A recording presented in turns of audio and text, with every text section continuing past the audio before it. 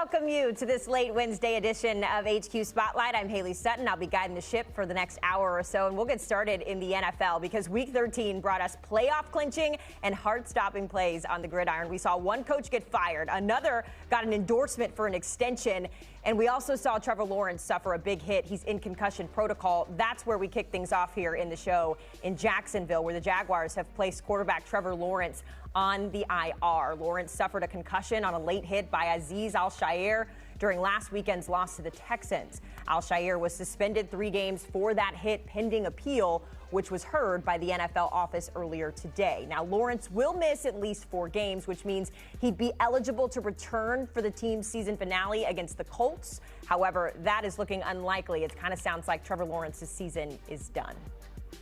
Let's welcome in our NFL insider, Pete Prisco, to discuss. Pete, obviously this is not how we thought that the Jags season would go, but particularly with Trevor Lawrence here, just your thoughts on his season now that it kind of sounds like it's done in 24. Yeah, it's a disappointing season for him. It's a disappointing season for the team, but the best thing for him is to shut him down. And I said that even a week ago. He had a shoulder injury, probably shouldn't have played last week, pushed it a bit, wanted to play, and from what I hear, he wanted to show his teammates that he could play and be part of their group and try and impress them, and he did. And that wins a lot of cachet in the locker room. But now you have to shut him down with a head injury. That's his second concussion in a year. That's always concerning. And if you're looking ahead, they're probably going to have a coaching change. And when you have a coaching change, that probably means a new offense, a new system.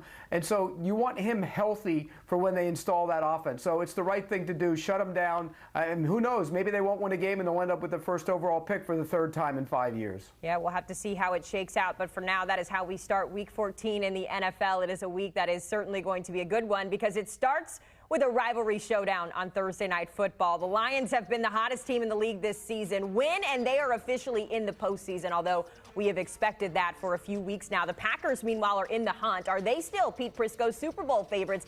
And is this going to be the game of the year? What about the Bills? Are they overrated? One of our experts is predicting an L in the future for Josh Allen's squad. We'll tell you why, and we'll also tell you why you shouldn't be counting out Patrick Mahomes. Our NFL crew with some bold predictions as we bring back our Pete Prisco. We also welcome in Logan Ryan, longtime NFL player as well. Now, Logan, I prefaced this in the break. Lige did not understand the assignment the last time I did this with Pete.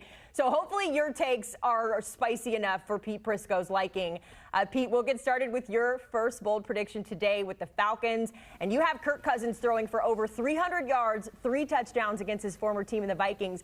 I do want to include in here before we let you go that he leads the NFL right now in interceptions and turnovers heading into Week 14. He's got no touchdowns, Pete, and 6 interceptions in his last 3. So what makes you confident in Kirk? Well, look, he has not played well in the last couple weeks particularly, and it's been an issue, and they're starting to talk about it. Some people even want Michael Penix to play. I don't think that's the right thing to do to the rookie quarterback, particularly when you're in your playoff chase. He goes back and faces his former team, and I think Kirk Cousins is going to settle in. They're going to do some things differently to try and get the ball out of his hands. One of the things they've been using is that pistol offense, and he just doesn't look comfortable in it.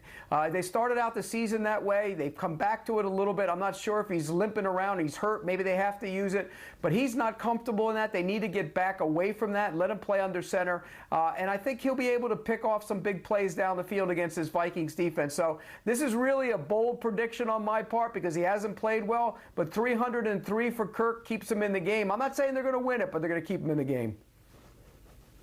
Pete, different show. We still disagree. That's the same. Because I'll tell you this, Kirk Cousins coming off the Achilles has thrown a lot of interceptions. He's going against this Brian Flores defense, which I've played in, is going to bring a lot of pressure, going to blitz at a high rate, and it gets the quarterback extremely uncomfortable.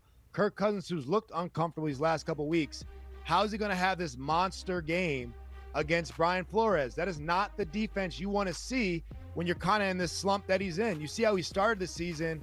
You see how he's been playing as of late. Passer rating almost half, 6 interceptions, and now you're going against a Vikings defense that blitzes at a high rate and turns the ball over. I just don't see how this is going to play out. Yeah, the numbers certainly do not fall in favor of Pete Prisco in this one, so I kind of agree. I saw you shaking your head there, Logan, but Pete has a knack for finding these things and they somehow end up working out. So I will not be surprised if we see this one come true. let's get one of your bold predictions in this one, and we're going to the Thursday night game for this one. The Lions and the Packers have been two of the most winningest teams this year. They go into Thursday night football with the Lions at 11-1, the Packers at 9-3. They have the best combined winning percentage of all the teams in the NFL this season, Logan. And your bold prediction today is that this game on Thursday night football will be the best Thursday night football game we have seen all year. Tell us why. It's common sense, right? Listen, Thursday night football is not set up to have thrillers. They're not the best matchups if you haven't noticed, but to have a divisional game like this, listen, the Lions are the best team in the NFL right now. They are steamrolling everybody, but it doesn't always work like that in a division. The Packers only have 3 losses this year.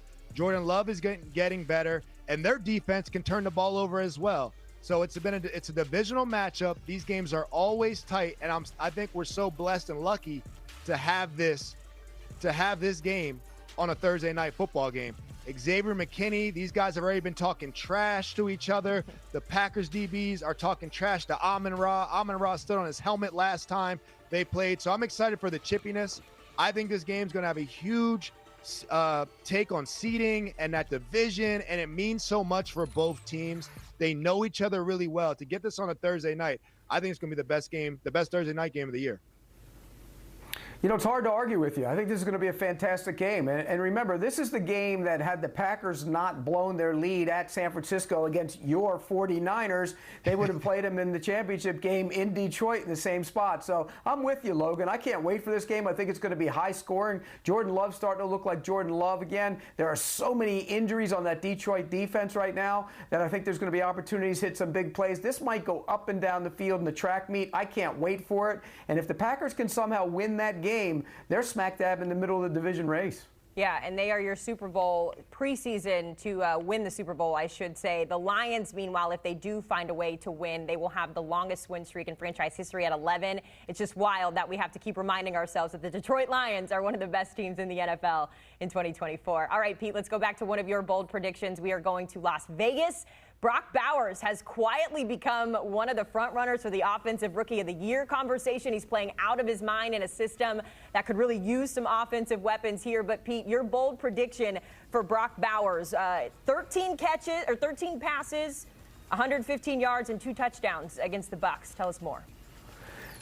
Yeah, and I love the way he's playing. You saw that last week against the Chiefs. The guy went up and down the field. He's such a tough cover, and I'm going to break him down Sunday on our show. Me and Logan will do some tape watching Brock Bowers. I think he's the best tight end in the NFL right now, and that's high praise for a rookie. What he can do, they get him in one-on-one situations. He's too big for the corner. Last week he beat Trent McDuffie twice on big plays.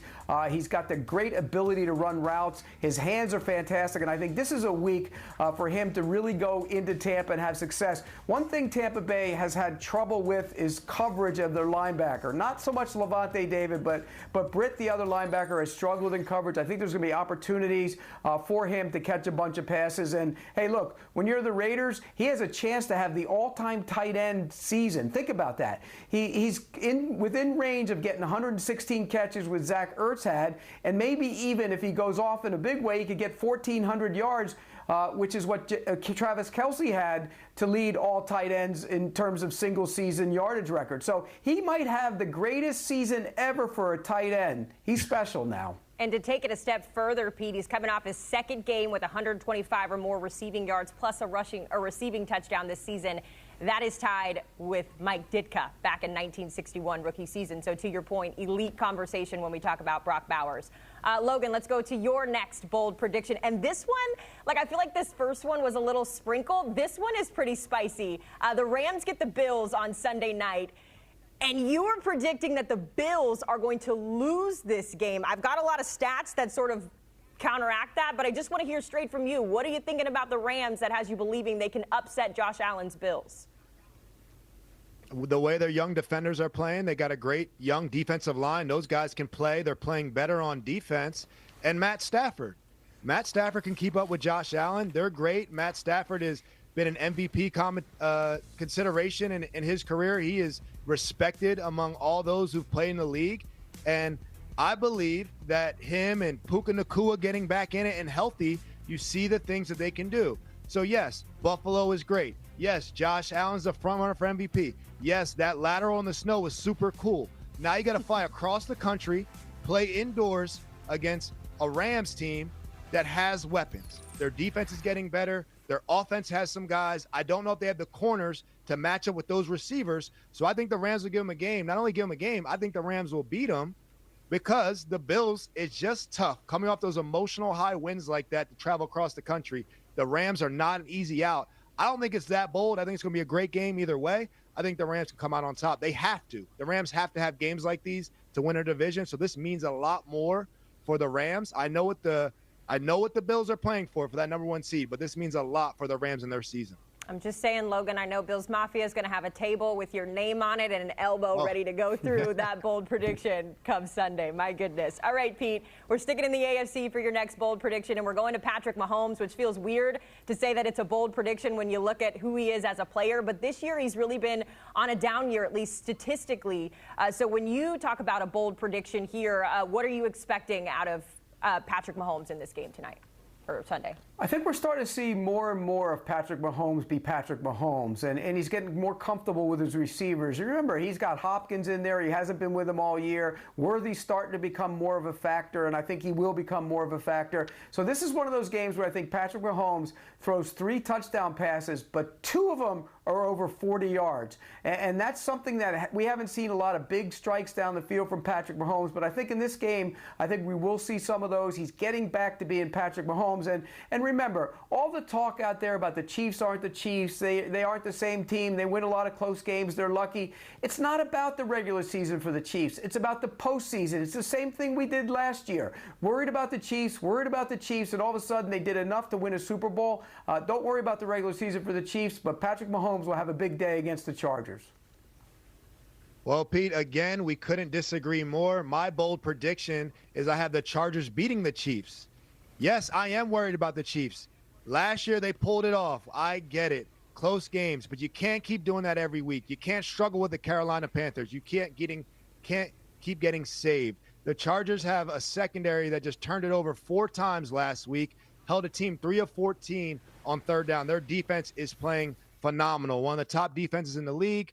And then offensively, they want to run the ball with Harbaugh, and Herbert has taken the pressure off of him. He's got a 3rd down threat in McConkey. So there's a lot of pieces that I like on the Chargers. And now the Chiefs just can't run through that division anymore. It's a divisional game. It's going to be tight, as you know, and it's going to come down to the 4th quarter, the last couple series, as it always does with the Chiefs. And for some way, they win it, or they block a kick, or they get bailed out. But I think the Chargers find a way to get this one done. Patrick Mahomes doesn't have that day at all, and I think the Chargers come out on top. All right. Well, KC can clinch their 9th straight division title with a win. So obviously some bulletin board material for the Chiefs. I have learned to never go against them. But gentlemen, I hope some of these bold predictions come through. This was fun. Logan, way to understand the assignment there. Always good checking in with our NFL insiders as we take a look here at the odds to win the Super Bowl. It is the Lions leading the way, according to our partners at FanDuel, at plus 290. With the Eagles and Bills close behind, they have the tied 2nd shortest odds. Don't count out the Chiefs, though. They are sitting at plus 550, and we know they know how to win.